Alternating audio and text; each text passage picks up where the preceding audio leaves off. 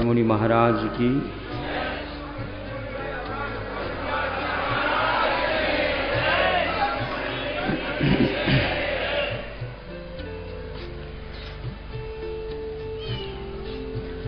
एक दो दिन के उपरांत पर्व बिल्कुल निकट आया हुआ है। इसी भूमिका के साथ अन्यत्र भी ऐसा अवसर प्राप्त था, उसको मैं आपके सामने रख रहा हूं। सब लोगों ने अपनी अपनी बात कही और बहुत देर के बाद हमें कहने के लिए भी अवसर दिया।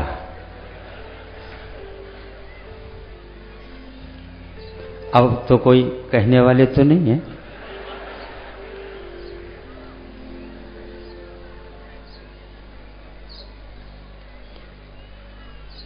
पर्व का ही काल चलेगा और राजा की आज्ञा है, पर्व के दिनों में कोई भी व्यक्ति ऐसी कोई भी घटना ना हो जो अहिंसा धर्म के लिए कलंक जैसी बात लगेगी। हमेशा हमेशा के लिए नहीं हो तो कोई बात नहीं, किंतु पर्व के दिन में तो कम से कम उसका त्याग होना चाहिए। दूर दूर तक उस राज्य में यह घोषणा कर दी गई थी। राजा को विश्वास था, फिर भी शासन और प्रशासन आवश्यक होता है। उन्होंने मेरी आज्ञा के साथ साथ अहिंसा के प्रति कितनी जागृति है ये देखना था, इसलिए गुप्तचरों को वो लगा रखा। गुप्तचर हमेशा हमेशा इस सुराग में रहते हैं, कहीं ऐसी घटना तो नहीं हुई मन से, वचन से और काय से। भारतवर्ष में हमेशा हमेशा राजा की नियुक्ति जो होती है वह अहिंसा की मुख्यता को लेकर के होती है, हुई भी है। बीच में कोई भी मान लो बाहर से भी आकर के राजा बने हैं, उन्होंने भी अपने जीवन को अहिंसा से प्रभावित किया। मुसलमान भी आ गए तो उस समय में भी अहिंसा को मुख्यता दी गई थी और उन्होंने इसका पालन भी किया था। राजा का ऐसा व्यक्तित्व होता है कि वह अपनी रक्षा अथवा राजा का क्या कर्तव्य होता है इसका बोध प्रत्येक को हो, इसका पालन वह स्वयं करता था। ये मुसलमान हो, देशी हो या विदेशी हो, इससे कोई मतलब नहीं होता, क्योंकि उन्हें इस बात को सिद्ध करना है कि राजा का कर्तव्य क्या होता है। तो राजा ने आज्ञा दी, घोषणा कर दी, 10 दिन के लिए यह पर्व होगा या स्थानिक 8 दिन का होगा। इसमें कोई भी इस प्रकार की चीजों का सेवन न करें। 1 दिन, 2 दिन, 3 दिन गुजर गए, किसी भी गुप्तचर ने आकर ये नहीं कहा कि यह घोषणा का पालन नहीं हो रहा है। घोषणा का पालन विधिवत हो रहा था। मध्य पर्व की बात है और एक दिन बात सुनने में आती है। जब बात सुनने में आती है तो राजा का मन व्याकुल हो उठा, और चूंकि पारा चढ़ भी गया, कौन है वह व्यक्ति घुसने के बाद भी ऐसा कार्य कर सकता है। जहां कहीं भी हम सोचते हैं क्रोध उत्पन्न तब होता है प्राय मान को टीस पहुंचती है। मेरी बात को नहीं मानी, कौन हो सकता है वो?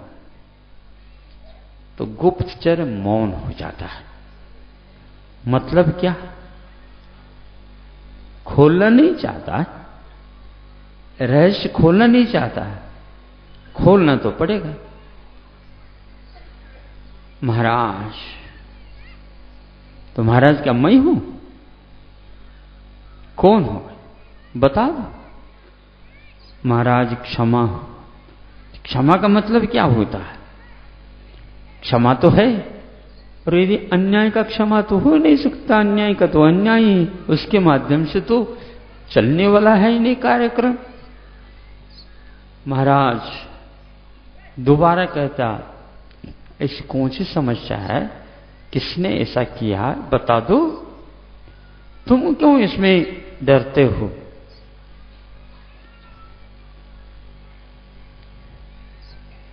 क्षमा कर दीजिए महाराज। किसके ऊपर क्षमा करो? महाराज युवराज ने ही ऐसा किया। युवराज ने? हां महाराज। जाओ उसको पकड़ करके उस चांडाल को कह देना बिल्कुल समाप्त कर दे वो जल्दी जल्दी। ज्यादा प्रतीक्षा की आवश्यकता नहीं, लोगों को भी ज्ञात न हो तो और अच्छा है।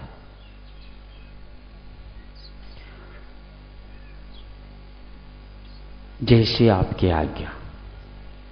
जिसके माध्यम से यह कार्य संपन्न होना था, उस व्यक्ति को बुलाने के लिए या उस कार्य को बताने के लिए लोग गए।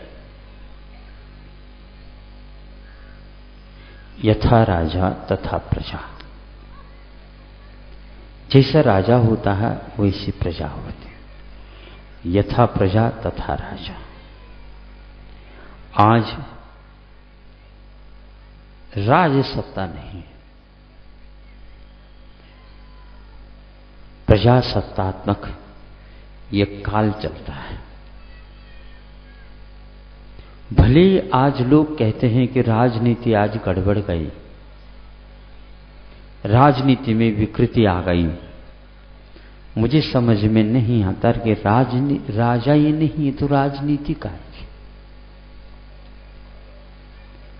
प्रजा नीति गड़बड़ गई ऐसा नहीं कहा जा रहा। अब प्रजा ही क्या है? जब राजा हो तो प्रजा है। सारे आज राजा हैं। अहमिंद्र का एक पद होता है दीवों में, 16 सर्ग के ऊपर होता है वो। योग से इंडिया में, भारत में वही लगभग चल रहा है। प्रत्येक व्यक्ति आज अहमिंद्र है, और जो अहमिंद्र होता है उसके लिए सहयोग की आवश्यकता नहीं। वह किसी के अंडर में नहीं रहेगा, और वह किसी के ऊपर दबाव भी नहीं डाल सकता। न दबाव डालने की बात है और न है किसी की बात सुनने की है। ये सबसे अच्छा युग माना जाता है, किसी की बात सुनना नहीं। या तो सुनना भी है तो सुननी सबकी और करनी बस। इससे बढ़कर के अवसर कौन सा प्राप्त हो सकता है? आज बैठा था, चिंतन में था, लेकिन लोग कुछ ऐसे भी होते हैं मैं जहां पर बैठता हूं वहां पर कुछ न कुछ ला करके रख देते हैं। पढ़ना हो तो पढ़ ले, ध्यान आकृष्ट हो जाए। ऐसे एक थोड़ी सी चिट्ठ जैसी थी, और उसमें अब विश्वविद्यालयों में भी विद्यार्थी शिक्षकों के मूल्यांकन करेंगे। बड़ा अद्भुत है। प्रशासन के, मध्य प्रदेश के प्रशासन के, उनको हमने देखा है। चूंकि दिवाकर परिवार से ही उनका संबंध है, उन्होंने कहा महाराज कलिकाल है, आप तो जैन हैं और कलिकाल कहते हैं, अपने यहां पंचम काल चलता है। बड़ी विचित्र दशा है। शिक्षकों के बारे में मूल्यांकन विद्यार्थी करे, न भूतो न भविष्यति। कुछ शासन प्रशासन नहीं रहा ऐसा लगता है, होते हुए भी। किंतु यह कौन करेगा? स्वयं विश्वविद्यालयों की दशा इस प्रकार होने के फलस्वरूप यह निर्णय लिया गया है। क्या हो रहा होगा आप समझ सकते हैं। प्राय करके मैं आशीर्वाद देता हूं होनहार बच्चों को, विद्यार्थियों को, शिक्षण छोड़ना नहीं। हमें व्रत दे दो महाराज, हां तब तक व्रत है जब तक तुम पढ़ोगे। पर आज ये तो हम पढ़ना तो चाहते हैं, लेकिन कॉलेजों में, महाविद्यालयों में पढ़ाई होती ही नहीं। तो जाते नहीं तुम लोग? हां जाते तो हैं, केवल उपस्थिति करके आ जाते हैं, क्योंकि उपस्थिति का भी अपना महत्व होता है अंत में। बाकी कोई किसी को पूछता नहीं महाराज, पूछता नहीं मतलब वो तो अहमिंद्र जैसे हैं काम वहां पर। जो आपको करना वो कर सकते हैं, बैठना बैठ सकते हैं, जाना जा सकते हैं, पढ़ाई तो होगी नहीं। और जल्दी जल्दी कोर्स पूर्ण करके परीक्षा का समय आ जाता है, वो कहां से पूर्ति की जाती पता नहीं। शासन और प्रशासन ये क्या करेंगे जब आत्मानुशासन गायब हो जाएगा? माता पिताओं को भी इसकी कोई चिंता नहीं है, बच्चा पढ़ रहा है। विश्वविद्यालय से कुलपति महोदय आए थे कुछ दिन पहले। उन्होंने कहा था कि अब प्रमाण पत्र की कोई मौलिकता नहीं रही, प्रमाण पत्र से अब काम नहीं होने वाला है। हम प्रमाण पत्र दे दें और आप उसके योग्य नहीं हैं तो यह हमारा ही महत्व कम होगा, देने वालों का कम होगा, लेने वालों का नहीं। ये कौन से व्यक्ति ने प्रमाण पत्र तुमको दिया है? विश्वविद्यालयों में यह स्थिति हो गई और वहां पर यह लिखा हुआ था, बिल्कुल सही सही था वो, क्योंकि अखबार में इस ढंग से विश्वविद्यालय की आलोचना तो संभव ही नहीं हो सकती। अब शिक्षकों का मूल्यांकन विद्यार्थी करेंगे। अब विद्यार्थी कैसे करेंगे? ये मुझे विकल्प आया। जो जाते तो हैं लेकिन पढ़ते ही नहीं, वो कैसे मूल्यांकन करेंगे? शिक्षकों के द्वारा विद्यार्थियों का मूल्यांकन तो फिर भी ठीक है, लेकिन विद्यार्थियों के माध्यम से शिक्षकों का मूल्यांकन कैसा होगा? कौन से विद्यार्थियों को वहां पर नियुक्त किया जाएगा? कुछ नहीं, वहां पर अनुशासनहीनता होने के कारण ये सब व्यवस्था कराई जा रही है। ये कुछ इनडायरेक्ट अपने को ज्ञात हो जाता है। जिस भूमिका के माध्यम से जीवन का महाप्रासाद का निर्माण होना, जिन विद्यालयों से निकल करके विद्यार्थी देश के आगे कर्णधार बनेंगे, नागरिक से वो राष्ट्रपति तक बनेंगे, लेकिन समझ में बात नहीं आ रही। व्यंग्यात्मक लेख, आलोचनात्मक कृतियां इस विषय में बहुत मिलती हैं। इन सबको देख करके ऐसा लगता है कहीं कमजोरी हुई है तो यही कमजोरी है। 50 वर्ष में स्वतंत्रता मिलने के उपरांत स्वतंत्रता के अधिकारी कौन होता है इसके बारे में किसी को ज्ञात नहीं है। संभव है कि गांधी जी ने जो कहा था वह बहुत सोच समझ करके दूरदृष्टि रख करके बात कही थी। वह यह थी कि अब स्वतंत्रता तो मिली है, किंतु यह देश अभी लोकतंत्र के योग्य नहीं है। यहां की जनता यह नहीं जानती है कि लोकतंत्र की विशालता कितनी है और अपने कंधे इतने मजबूत नहीं हैं जो इस प्रकार के भार को ले सके। इनको अभी काफी अनुशासन की आवश्यकता है, लेकिन चूंकि बहुत दिन के बाद स्वतंत्रता मिली थी इसलिए सब लोगों को अधिकार मिलना चाहिए। तो उसका परिणाम आज देख रहे हैं, शिक्षकों का मूल्यांकन विद्यार्थी करेंगे। कई लोग कह रहे हैं कि हमारे यहाँ इंजीनियरिंग कॉलेज चलती है, हमारे यहाँ मेडिकल कॉलेज खुल रही हैं, 2-3 खुल गई हैं, हमारे यहाँ वो खुल रही हैं। महाराज ये सब आपका ही आशीर्वाद। हाँ बिल्कुल ठीक। लोग ये कहेंगे कि महाराज आप कैसे आशीर्वाद दे रहे हैं, अखबार में सुर्खी में तो अपना नाम आ रहा। क्या होना चाहिए भूमिका में ये यदि हमें ज्ञात नहीं है तो ये सब क्या है। विदेश की कंपनियां आ रही, विदेश का धन का आश्वासन मिल रहा है और ये सब बातें होने लगी है। इसका परिणाम क्या निकलेगा हम नहीं कह सकते।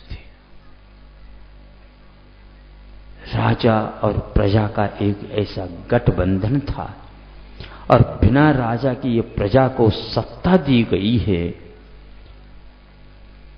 अन्यथा न ले।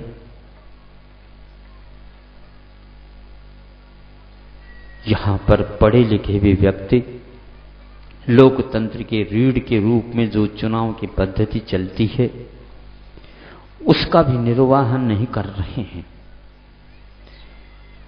40% मतदान होता है, 60% गायब। 40% में 21 जो देगा मत उसकी सत्ता उसके हाथ में होगी। 21 में भी संभव है 10 यदि मान लो कोई फिरके में है तो 11 के द्वारा 100 के ऊपर अनुशासन चल रहा। अब क्या अनुशासन है आप ही जा सकते हैं, कुछ नहीं। वह 60% मतदान क्यों नहीं कर रहे, कौन है इसके बारे में सोचा जाता है, बिना सोचे ही ये उत्तर आ जाता है जो पढ़ा लिखा वर्ग ही उस मतदान के पक्ष में नहीं है। इधर स्वतंत्रता मिलने के उपरांत साक्षर अभियान को चलाया गया और साक्षर होना चाहिए, साक्षर होना चाहिए, साक्षर होना चाहिए, तो खूब धड़ल्ले से काफी स्कूल कॉलेज विश्वविद्यालय वगैरह खुल गए, ये सब कुछ हो गया, लेकिन साक्षर वाले ही लोकतंत्र के रीढ़ मतदान के पक्ष में नहीं रहे। 40 के माध्यम से चलाओ, अब किस प्रकार से चलाओ देख रहे हैं। अब आगे वोट लाने की भी कोई आवश्यकता नहीं रहेगी और संभव है उम्मीदवार भी कोई खड़े हो नहीं सकेंगे। धीरे धीरे ये आने वाला है, भविष्यवाणी इस प्रकार की होती चली जा रही है। अनुशासन, आत्मानुशासन के अभाव में ये सारे उपज हमारे सामने आ रहे हैं। ये कौन सी राजकीय पद्धति हमें समझ में नहीं आ रहा और इसका भविष्य क्या होगा। वह राजा कहता है जाओ, पहले उस युवराज को क्यों कहता है, वह युवराज है ही नहीं। मुझे ये कार्य को समाप्त करके आ करके कह देना कि हाँ ये कार्य समाप्त हो गया। जी महाराज, वह चला गया। बीच में यह प्रसंग इसलिए आवश्यक पड़ा कि राजा उस प्रकार का होता जो प्रजा का हित में कार्य करता था, चाहे अपने वंश का व्यक्ति हो, चाहे बेटा हो, कोई भी हो, कौम हो, कोई मतलब नहीं, कि राजा तो राजा है। न वहां पर जाति है, न कौम है, न वर्ग है, न वो है, न यह है, कि एकमात्र प्रजा का हित एकमात्र उद्देश्य होता है, जो अहिंसा के बिना संभव नहीं है। प्रशिक्षित किया गया था और वह कार्य होगा। जाकर के जिस चांडाल के माध्यम से नियुक्ति की गई थी, उसके माध्यम से कार्य संपन्न होना था, उसको कहा गया राजा की आज्ञा है, ये आज तुरंत अभी अभी चलो। और तो वहां पर गया जहां पर उस चांडाल का घर था। तो दरवाजे में उसकी पत्नी खड़ी थी। भीतर तो जाने के बाद आवाज लगाते, आवाज लगती तो वो आवाज सुन करके आई, कही क्या बात है, क्या ऐसे ऐसे राजा की आज्ञा है और चलना है। वह भीतर चली गई, ऐसा ऐसा आया है। नहीं, उसने कह दिया नहीं जाना। आकर के कही वो बाहर गए हैं। तो उनको समझ में तो आ गई, इतनी देर कहां चले गए थे, ढूंढने के लिए गए थे कि क्या गए बाहर है। वो चला गया, वो आ नहीं सकते। राजा ने दोबारा बुलाया, क्यों? उसने वो कहते हैं कि वो कहीं बाहर चले गए। कैसे बाहर चले गए? जाओ होंगे। पुनः आया, देखा, पत्नी ने कहा भीतर है, भीतर बैठी है। अच्छी बात। बुलाया तो बाहर आया, देखो आज तो मैं काम नहीं कर सकता, क्योंकि आज 14 या पर्व का दिन है, हम तो इस प्रकार के कार्य कर नहीं सकते। महाराज जी से हमने व्रत लिए, संकल्प लिए, संकल्प को तो हम छोड़ नहीं सकते। प्राण जाए पर प्रण नहीं जाए, यही रीत गुरु लघु कुल से आए। बिल्कुल, प्राण जाए पर प्रण नहीं जाए, प्राण जाए लेकिन प्रण नहीं जा सकता, यह वचन है हमने दे दिए। आकर के ऐसा ही राजा के सामने कहा गया कि वह चांडाल कहता उससे भी आगे का है वो तो राजा हो कोई भी हो, मैं आज प्राण जाए पर लेकिन प्रण नहीं छोड़ सकता। जा इधर कहने के लिए क्यों आया? राजा की आज्ञा का उल्लंघन। दोनों को अब मारने वाला कौन? सूल पर चढ़ाने वाला कौन? वही कह रहा, उसको भी और इस राजकुमार दोनों को 2 बोरी तैयार कर दो, अच्छी बोरी बाहर ना आ सके, और बोरियों में बंद करके, मुख बंद करके, और तालाब में वहां पर जहां पर जलचर प्राणी खूब मात्रा में है उसको फेंक दो, दोनों को फेंक देना, बस राजा की आज्ञा। और वो तैयार करके दोनों को बंद कर दिया गया। सुन रहे हैं आप लोग? आप बोरी में बंद नहीं, ध्यान रखो, कर्म में बंधे अवश्य है। अब कोई भी आपको बोरी में बांध नहीं सकता, आप कुछ भी कर सकते हैं, क्योंकि ऐसा कोई राजा है ही नहीं, और हम स्वयं राजा हैं। अहम इंद्र के लिए कोई कुछ नहीं कह सकता। ऐसे आराम के साथ चलाए, बहुत अच्छी। तो बंद कर दिया गया और फेंक दिया गया। फेंकने से क्या होता है? फेंकने से वह होता है, राजकुमार की जो बोरी थी वो बहुत जल्दी तालाब में डूब गई, और दूसरी जो बोरी थी उस बोरी को कोई डुबो नहीं सका, और ज्यों ही उसको फेंक दिया गया त्यों ही वहां पर एक सिंहासन की रचना और उसके ऊपर कमल की रचना, उसके ऊपर उसे बिठाया गया और उसके चारों ओर परिक्रमा करते हुए देवी देवता आरती करने लग गए। आप देखो,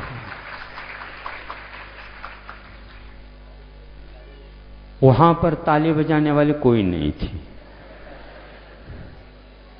हां, देव लोग आए और यह हो गया।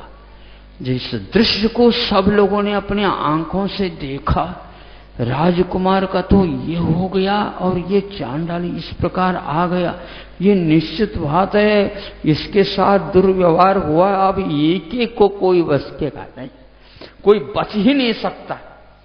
उनको एक एक पकड़ करके सबको तालाब में ये डुबो देगा, क्योंकि ये चांडाल है।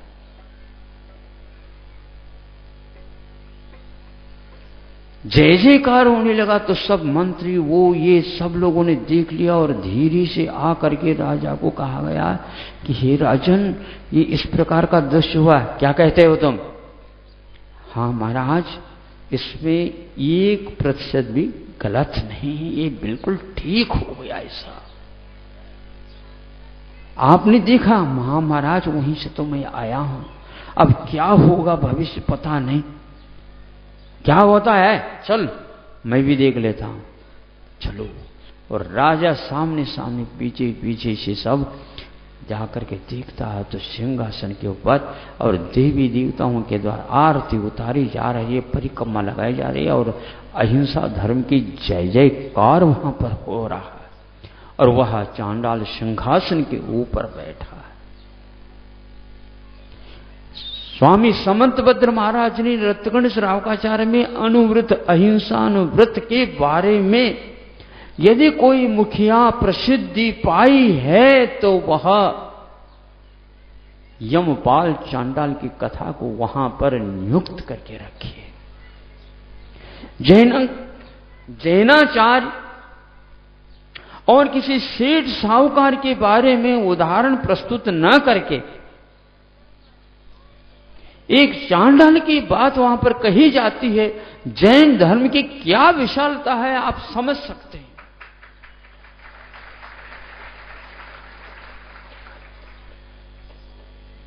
ऐसी विशालता कहीं भी नहीं मिल पाएगी।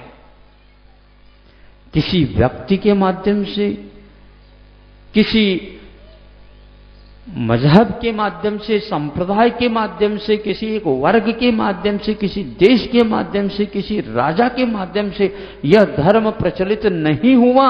किंतु जब कभी भी हुआ कि गुणों की उपासना करने वाला ही वह जिनके उपासक जैन अहिंसा धर्म से प्रचलित है। आज इस रहस्य को नहीं समझने के परिणाम स्वरूप ही आप लोग अपने इतिहास को नहीं पढ़ रहे, इसलिए ऐसी दशा हो रही है।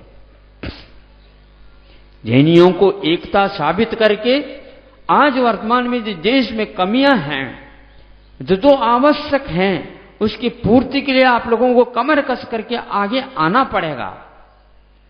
चंद पैसों के लिए कभी भी मांग नहीं करना, यह हमेशा हमारा आगे पहले से भी कहना है। जबलपुर में पंचकल्याण महोत्सव हो रहा था। गजरत के तैयारी हो रही थी और किसी योग के कारण उस समय चुनाव इत्यादि के माध्यम से सत्ता पलट जाते। आप लोग क्या कहते हैं, आप अपनी भाषा में समझ लो।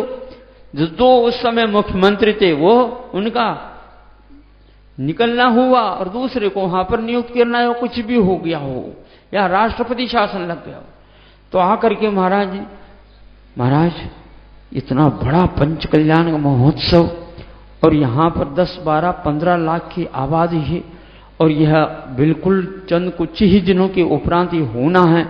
अब ये इस प्रकार के सत्ता में शासन इस प्रकार का हो गया, अब इतना बड़ा काम कैसा हुआ? क्या कह रहे हो आप कि जबलपुर क्या सो गया? जबलपुर महासागर जैसा है, महाकौशल में इतनी जनता है और आप लोग कौन से मांग कर रहे हो? सभी पूर्ति होगी। और 8 दिन के भीतर ये सारे सारे कार्य होंगे। 15 दिन के कार्य 8 दिन में होंगे। कैसे नहीं होंगे देखेंगे। आप लोगों को अभी मांगना नहीं, और बिना मांगे भीतर से बाहर आ जाए, क्या आ जाए बताओ। जो जो पूर्ति आपको करना है अच्छे ढंग से करना है। जैन के यहां इतिहास है कि कभी भी जैनियों ने किसी शासन के पास मांगा नहीं, उन्होंने दिया है, ये इतिहास है।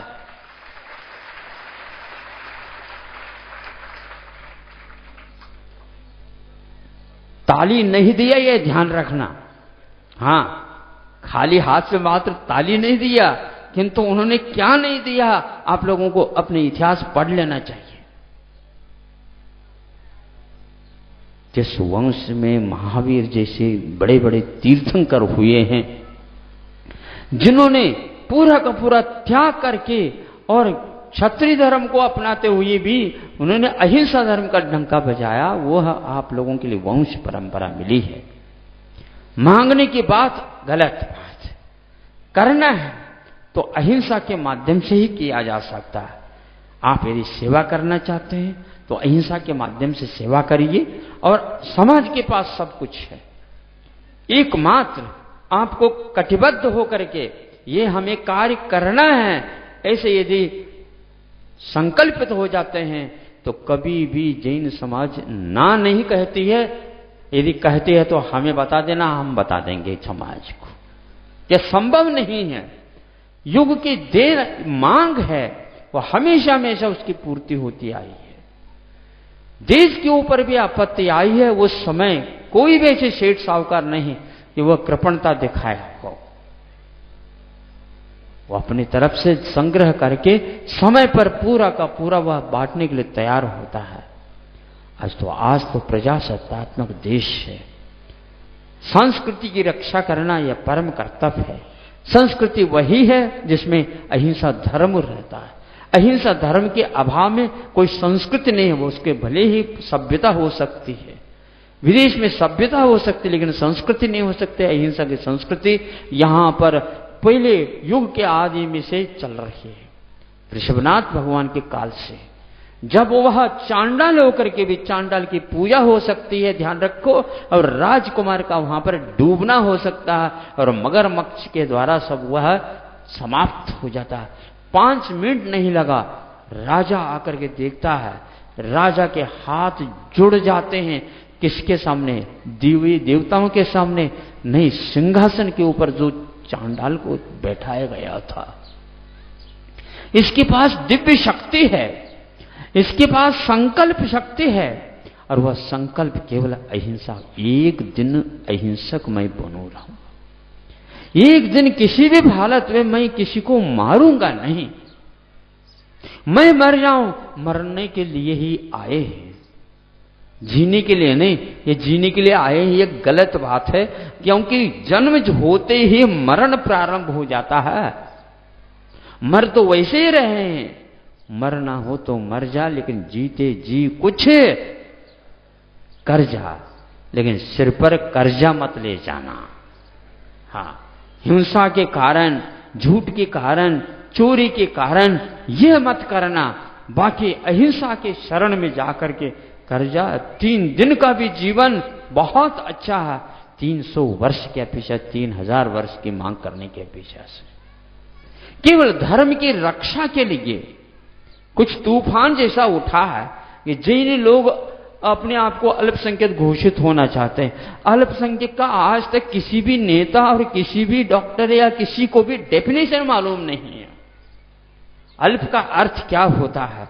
कोई आरक्षण नहीं, किंतु सेवा के क्षेत्र में यदि काम करना चाहते हैं, जो आज बहुत प्रकार की बुरी दशाएं हो रहे हैं, उस कार्य को किया नहीं जा सकता। और धर्म की रक्षा के लिए इस प्रकार के कदम उठाना आवश्यक होता है। अहिंसा धर्म को जीवित रखना, और उस साहित्य को जीवित रखना, उस भाषा को जीवित रखना, उस प्रकार के अवशेष को जीवित रखना। वह जो अवशेष मिला, जो हजारों वर्ष प्राचीन है, मोहनजोदड़ो, हाँ मोहनजोदड़ो, उसमें एक ऐसी आकृति मिली है, उसके बारे में कईयों ने अपने अपने अनुमान लगाए। तो जैनियों के तरफ से यह अनुमान किया गया, वह एक दिगंबर प्रतिमा का आकार रूप है, रेखा चित्र है वो, और उसमें दिगंबर तो झलक जाता है। वृषभनाथ से लेकर के महावीर तक के ये सारे सारे उसमें जीवन गुंफित है, और वह उसका एक प्रतीक के रूप में है। कई लोगों ने यह बुद्ध की प्रतिमा होनी चाहिए, वो होना चाहिए, वो होना चाहिए, लेकिन उसमें ये नहीं है, केवल खड्गासनस्थ है।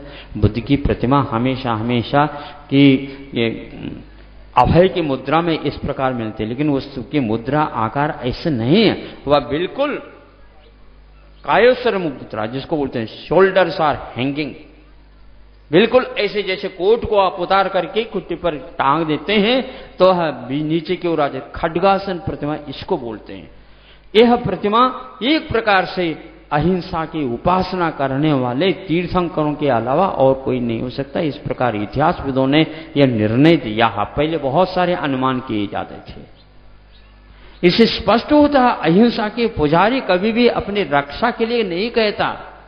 यह गलत भ्रमना है। कई लोगों ने इस प्रकार की अखबारबाजी करके जैन समाज को भ्रमित करना चाहते हैं। कुछ जैन भी ऐसे हैं कि इसको रहस्य भी नहीं समझता उनको। केवल राजनीति, या राजनीति भी नहीं, ऐसे राजनीति होती ही नहीं। कोई नेता बनने के लिए थोड़ी किया जाता। ये तो हमेशा हमेशा अहिंसा के उपासक जैन समाज रहा है। वह कभी भी इस प्रकार दयनीयता नहीं अपनाएगा, ध्यान रखिए, और रहना भी नहीं चाहिए। आज जो कोष उनके पास, राजा सरकार के पास है, वो तो कहां से आया? जब 100 करोड़ की घोषणा कर दी गई और हमारे पास एक बात आई है कि महाराज आप जहां कहीं भी इसको करना चाहें तो ठीक देख लो, तत्काल हमने ये जवाब दे दिया कुछ व्यक्तियों के माध्यम से, इसका उपयोग जैन समाज के लिए नहीं, केवल दया के क्षेत्र में और सेवा के क्षेत्र में सरकार करे, और इसका वहन हम स्वयं करने के लिए तैयार हैं। 100 करोड़ से जैन समाज को क्या होने वाला है? कुछ नहीं। ऐसे ही 100 व्यक्ति होंगे जो इस प्रकार के मांग को पूर्ण करने के लिए तैयार है।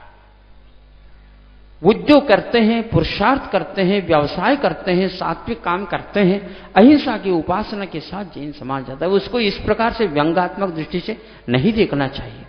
यदि इस बात को आपके ऊपर विश्वास नहीं था तो इसके लिए हमने प्रयास करके एक सज्जन को कहा, देखो ध्यान रखना कि स्वतंत्रता संग्राम कौन कौन जैन थे, इसको एक कम से कम निकाल दो। एक बुक निकली है 300-400 पृष्ठ, एक बहुत अच्छे सज्जन जो पंडित जी हैं उन्होंने इसका संपादन करके निकाले। एक भाग निकल तो अभी 2-3 भाग निकलने की पूरी संभावना है। पूरा संग्रह किया जा रहा, और उसमें कितने जैन शहीद है ये इतिहास उसके लिए गवाह है। बात बोलने से कुछ नहीं होता। समर्पण भाव अहिंसा के लिए क्या होता है यह आप लोगों को भूल गए। आप लोग केवल मांगना ये ठीक नहीं है। ये इतिहास आप लोगों को उनके सामने रख देना चाहिए। ऐसा समाज के लिए अहिंसा की उपासना करने वाला वह समाज है। जब राजा देखा और हाथ जोड़ता है, क्या पता अब ये पूरी जनता का क्या होगा। राजा सोचता है यह इस प्रकार नहीं करने वाला है, यदि ऐसा होता तो अभी तक कर देता, लेकिन नहीं कर सकता। वह अहिंसा की उपासना जाकर के पूछा भाई क्या है, कि मेरा संकल्प है 1 दिन 15 दिन में 1 दिन में किसी भी प्रकार से किसी की हत्या नहीं कर सकता, और आज की घटना ऐसी हुई है तो मैंने कहा मेरे प्राण निकल जाए तो कोई बात नहीं, लेकिन मैं किसी प्रकार के कार्य कर नहीं सकता। जिसने किया उसका तो अपने आप मरण हो गया, लेकिन मुझे कुछ नहीं करना। तब राजा के आंखों में से पानी आना प्रारंभ हो गया कि ऐसे भी मेरे राज्य में जिनके वैसे एक प्रकार से इसी प्रकार कार्य करने का है, लेकिन फांसी मरण दंड देने का इनको नियुक्त किया गया, वह भी इस प्रकार का दिन का पालन करता है, पर्व मनाता है। ढिंडोरी पीटने से पर्व नहीं बनता। पर्व का अर्थ अपने आप में उत्तम दिन माना जाता है। जिन दिनों में हमें केवल उस आत्मा की उपासना, उस अहिंसा की उपासना, उस जीवित धर्म को एक प्रकार से देखना है। राजा गदगद हो जाता है और देव साक्षी है। जिसमें देव साक्षी होते हैं उसमें कोई भी प्रमाण देने की कोई आवश्यकता नहीं होती, क्योंकि देव जो अवधि ज्ञान के चक्षु के द्वारा सब कुछ देखते रहते हैं, वो इस कार्य में शामिल है। तो फिर क्या कहना था।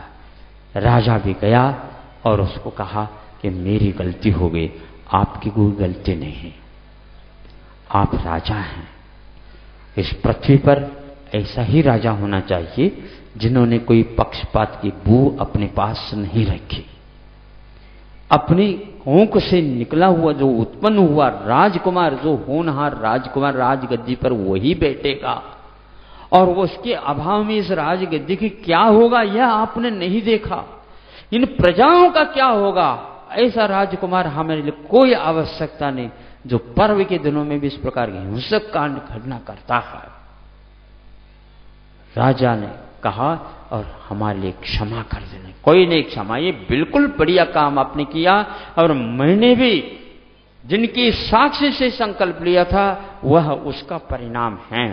ऐसा अहिंसा का दिन यदि एक दिन मनाने से इस प्रकार फल मिल सकता है, तो हम 12 महीने 24 घंटा यदि उसकी अहिंसा की उपासना करते हैं तो क्या देश को कभी गरीब हो सकता है?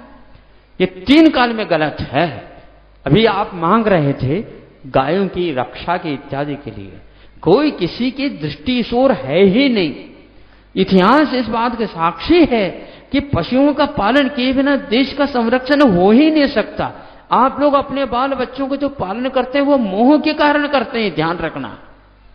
और यदि दया का पालन करते हैं तो उसके माध्यम से, हाँ, अड़ोस पड़ोस के बच्चों का यदि पालन करते हैं तो वह दया के खाते में चले जाएगा। और यदि मान लो आप अपने बच्चे के लिए 10 लाख रुपए भी एक साल में खर्च करते हैं तो वह दया नहीं। लिख लो, कोई भी नेता हो तो लिख लेना, कोई और भी हो तो लिख लेना। वह मोह है और महामोह है। मोह महा मद पियो। अरे 10 लाख रुपए अपने बच्चे के ऊपर खर्च कर सकता है तो 10,000 दूसरे बच्चे के ऊपर क्यों नहीं खर्च किया जाता? नहीं, वो हमारा थोड़ा ही है, हम ठीक है। धर्म ये नहीं है। दान घोषित करिए, वो मोह नहीं। तो पर्व के दिन आगे आ रहे हैं, तो उस समय कहा गया तुम बहुत बड़ा काम किया। उस राजा को तो मैं तो ऐसा कहता हूं कि बिल्कुल ठीक है। वह राजा अपने युवराज को भी प्राणदंड दिया। क्या आरक्षण है पता नहीं।